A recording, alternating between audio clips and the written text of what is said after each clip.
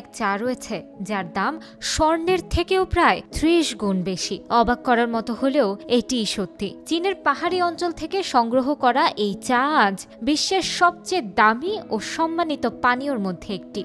কিন্তু কেন? এমন কি আছে এই চায়ে যা একে স্বর্ণের চেয়েও দামি করেছে?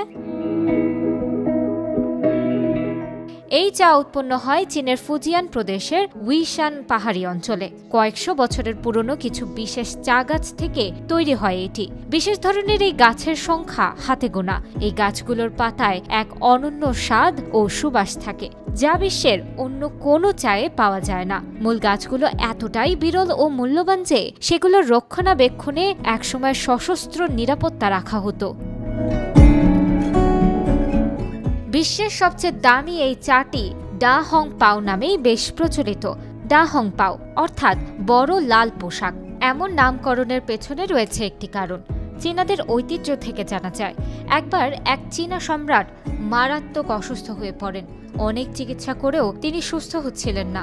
তখন রাজপ্রাসাদের চিকিৎসকরা বললেন, উইশান পর্বতের এক বিশেষ ঔষধি গুণসম্পন্ন চা দিয়ে হয়তো সম্রাট আরোগ্য হতে পারে।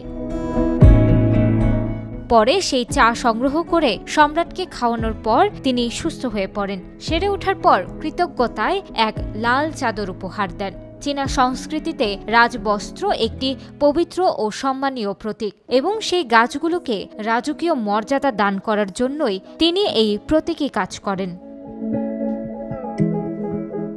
মূল ডা হং পাও চায়ের দাম প্রতি গ্রামে প্রায় ১,৪০০ মার্কিন ডলার, অর্থাৎ একটি পাত্র চায়ের দাম হতে পারে $১০,০০০-এরও বেশি। ২০০২ সালে একজন সংগ্রাহক মাত্র ২০ গ্রাম ডা হং পাও চায়ের জন্য প্রায় ২৮,০০০ মার্কিন ডলার পরিশোধ করেছিলেন। বর্তমানে বাজারে যে ডা হং পাও পাওয়া যায় তা মূল গাছগুলোর কাটিং বা ক্লোন থেকে উৎপাদিত, কিন্তু মূল গাছ থেকে তৈরি পুরনো বা প্রাচীন চাগুলো এক একটি সোনার চেয়েও মূল্যবান এবং চীনের অভিজাত ধনী সমাজে তা সংগ্রহের বস্তু।